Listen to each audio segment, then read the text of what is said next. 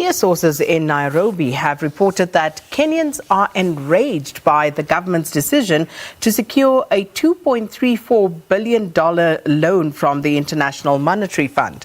Now, by Tuesday, over 200,000 Kenyan citizens are said to have signed an online petition demanding a cancellation of the IMF loan.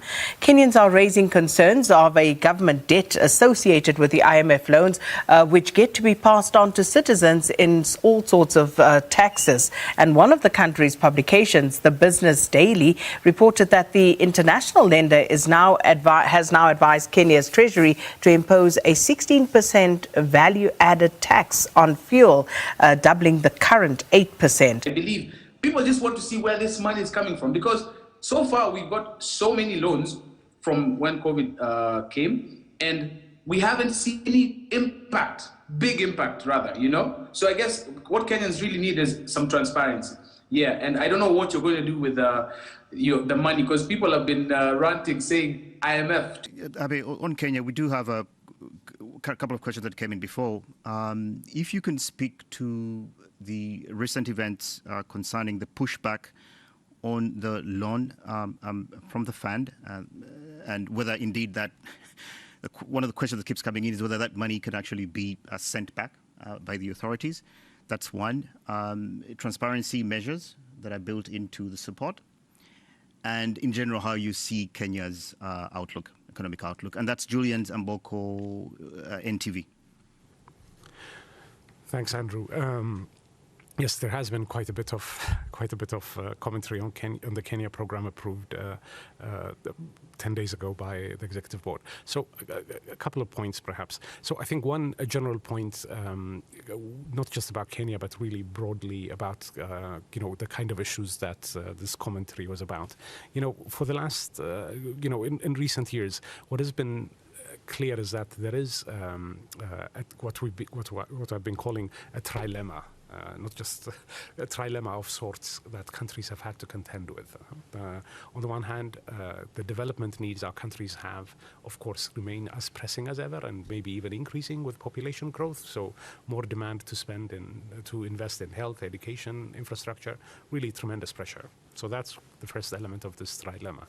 Second is, of course, debt levels increasing to levels that are becoming worrisome in many countries. So this is the second element of the trilemma. And then the third element is governments unwilling or unable, or finding it very difficult to raise taxes, and people pushing back against measures to collect more taxes. So how countries navigate this space, this between these three poles, has been a challenge for many, for the last 8-10 years in many countries in the region. The pandemic has come and made this challenge even more acute, because debt levels are now ratcheted up in most countries higher. Tax collection possibility is more difficult, and of course spending needs have gone up, right? And this really has been some of the challenge that Kenya has been contending with in recent months, much like other countries. It's not unique to Kenya. So how to navigate this is the issue. In our view, and I think the government's view more importantly, is that you need a framework, a medium-term fiscal framework, how to handle and contain debt vulnerabilities and bring them down over the medium to long term. And that's exactly what the program is designed to do.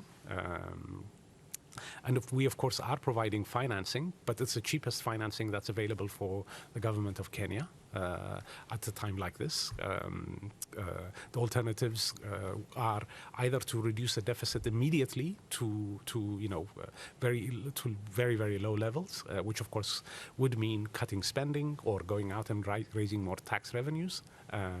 But this also economically, I'm not sure makes sense, because at this time, the economy could do with some support from government spending, given how weak conditions remain. I mean, countries still contending with some regions facing a shutdown. So the program the government has come up with, and we are supporting with this ECF, is really designed to contend with all of the challenges that we see that country facing, and containing and bringing debt down over the medium to long term.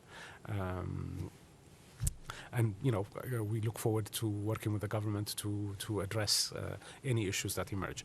On the transparency and governance side, again, as I touched on earlier, there are important elements in the program to promote transparency in the use of public resources, beneficial ownership information on emergency resources that were used last year. But I think this is really also part and parcel of continuing to build and strengthen accountability institutions in Kenya, and a lot of work in that area needs to be done, and we'd be very happy to support the government. Thank you.